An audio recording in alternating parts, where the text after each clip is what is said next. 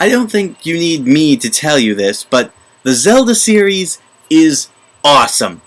So, with the recent announcement of Skyward Sword, I thought it would be pertinent of me to take us all back and take a look at Zelda's console history over the years. Now, during this retrospective over the next few episodes, I just want to make it clear that I'm only going to be doing the main Nintendo console games. Most of the reason is because, well, I don't own many of the other ones, such as the handheld ones, the spin-offs such as Link's Crossbow Training, or the god-awful, and God help us all, CDI games that were based around Zelda. With that in mind, let's take a look back at Zelda's console history. This is the Geek Gallery's Legend of Zelda Retrospective.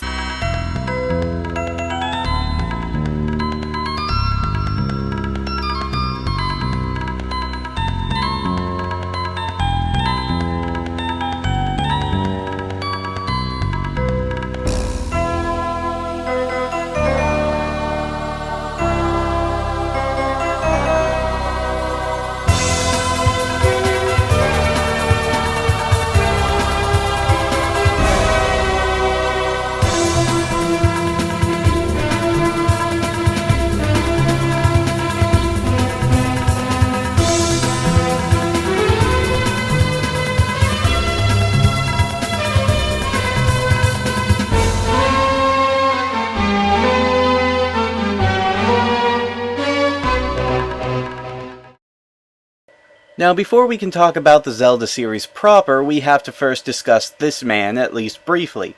This is Shigeru Miyamoto, the famed creator of some of Nintendo's biggest franchises, such as Mario, Donkey Kong, and of course, The Legend of Zelda. Born and raised in the small town of Sonobe, Kyoto, Miyamoto spent most of his time exploring the forests and caves outside of his house.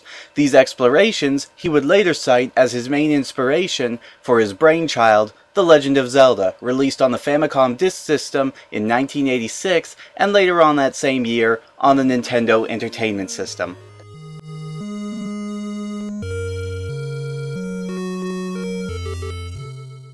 I'm not going to talk your ear off about how revolutionary the game was, how popular it was, or even that much about its story, because honestly it has been covered a dozen times before, but here's a quick refresher. Ganon, an evil prince, has stolen the Triforce of Power, and Princess Zelda, fearing he plans to conquer the world, hides the Triforce of Wisdom away and breaks it into 8 separate parts, scattering them across the world, before she is captured by Ganon and held his prisoner with one of the 8 segments. Zelda sends her handmaiden Impa out to find somebody who could fight against Ganon, and she eventually finds the young hero Link. And thus begins the story of The Legend of Zelda, as Link is tasked with exploring the vast world of Hyrule, finding the treasures within the dungeons, reassembling the Triforce of Wisdom, and defeating Ganon at the end of the game. Now, once again, I'm not going to bother going over in detail why this game is so awesome. Let's just suffice it to say that it is, in fact, still one of the greatest games ever made, and it's awesome. It's Zelda, of course it's awesome. So instead, let's just focus on what makes this game so special. If I had to sum up the entire game in a word, it would probably be exploration. The world that you're exploring is extraordinarily vast, and the type of freedom that you have wasn't very common in video games at the time. You could pretty much go anywhere that you wanted to on the entire map, with a few minor exceptions, from the very beginning of the game, and most enemies could be defeated with your simple sword. Of course, the goal of the game is to find all the pieces of the Triforce and eventually defeat Ganon at the end, but how you do that is not really made clear in the game. You're basically given the freedom to explore the entire world, and you're basically forced to, considering that even though there are other characters in the game that will tell you certain things, what they tell you is very enigmatic and open to interpretation, and so you basically have to explore every nook and cranny of Hyrule in order to find the weapons and items that you'll need to conquer the game.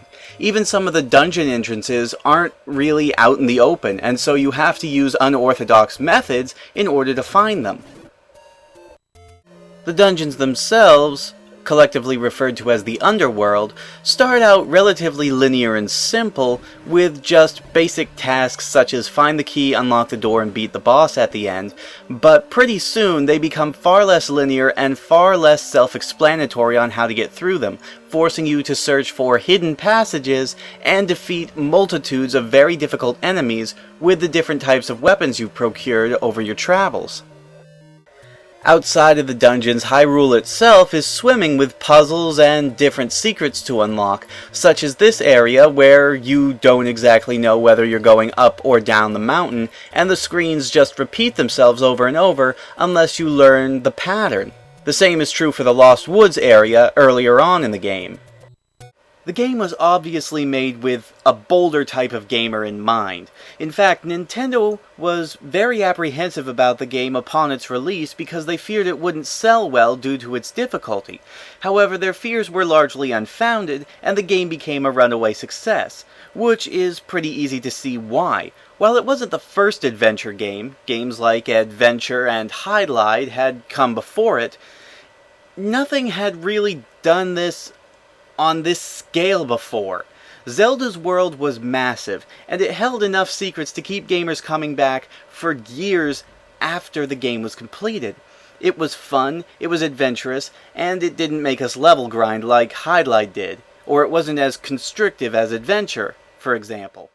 It's also very interesting to note that Zelda was doing this free-roaming world idea long before sandbox games like GTA and Infamous came along, meaning that this technically is one of the first sandbox game, adventure notwithstanding, since you can pretty much go anywhere and do anything, within the game's limitations, of course. And of course, being the first game in the series, it is responsible for giving us several of the tropes and recurring themes that happen throughout the series. For example, every single dungeon would have one or sometimes even more items that you would need later on in your quest, and that you could obtain at any time during that dungeon, and would usually be useful against the dungeon boss. Speaking of the bosses though, it's very interesting how unceremoniously they're presented. In fact, they don't get very much more flair or even an introduction than the ordinary enemies do, and they're usually quite easy to beat. It's actually kind of similar to how Bowser was treated in the original Mario Brothers games. He wasn't any real greater threat than any of the other enemies. He basically just became a glorified hammer brother with some fire-throwing abilities. Nothing more special than that. In fact, a lot of the bosses in Zelda come back as regular enemies in the later dungeons. And of course, the other recurring element that we cannot overlook in any Zelda game is the music by Koji Kondo.